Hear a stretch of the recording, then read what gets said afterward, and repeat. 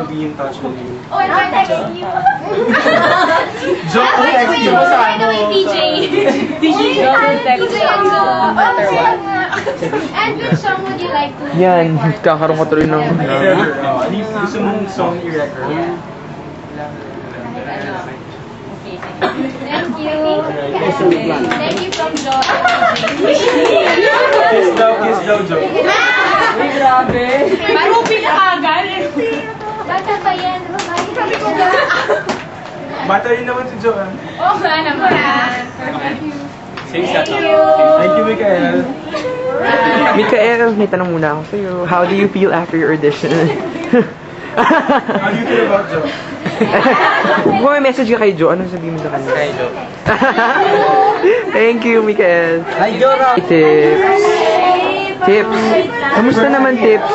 Exciting ba? Excited kasi may chance akong ma-perform yung indie churba namin. Relax naman. Kasi hindi kami capitalistic. Uy! Oo. Of course. Hello. Hello, Dad. Hello. Hi! So, kumusta naman? Yes, this is Edward. Ay, Edward Edward. Raylon. Tips for short. I missed that. This is Tips Edward. Mas okay ka na. Familiar face sa ating lahat, guys. Siya ay from Mascom. Yes. And Jordan Major siya. And for this day, yung mga compositions na i-perform mo ay I Miss You at Babysitter. Tama? Ano yung unahin mo niya? Correct. Ano, babysitter siya, babysitter. Bali ang So, unahin ko ay babysitter. Kasi para ma-cherish natin yung pagka-Pilipino natin, no? alright. So, ayan guys, si Tips with Babysitter. Woo! Panglima na. Gusto mo ng tubig? Next time, ikaw naman mag-offer naman. Ako nag-offer ko taga-abot. Okay. Anyway, kung ready na si Tips, ang bagong pangalawa niyang kakantayin for us ay I Miss You. So, So, that is ito na. Hindi naman ako. Kaya ka muna, sige.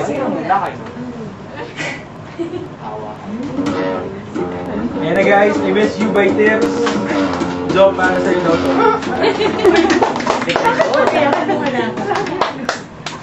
Naman namin about the criteria. 40% musicality, 20% marketability, and 40% for the composition. So ito lang, if ever you get chosen para sa album na to, Pika ba Wednesdays? Yes. And which song would you like to record? I miss you. Ever. I miss you. I love that song. Alright, so yun na guys, someone from the A&R team will be in touch with you next week para malaman kung pass mo or hindi. So with that, thank Si Carol you daw. so much. Thank you. Hey, Tips. Anong feeling after singing? Ayun, okay naman. Masarap ba tubig namin?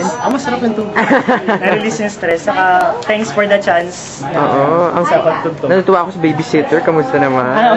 Panglima na. Thank you. Sige. Hi, Maika. Say hi. Excited ka ba? Mag-perform? Sus naman. Kaya mo yan. Thank you. Alright, so guys, let's do that. Ay, okay na ba yun?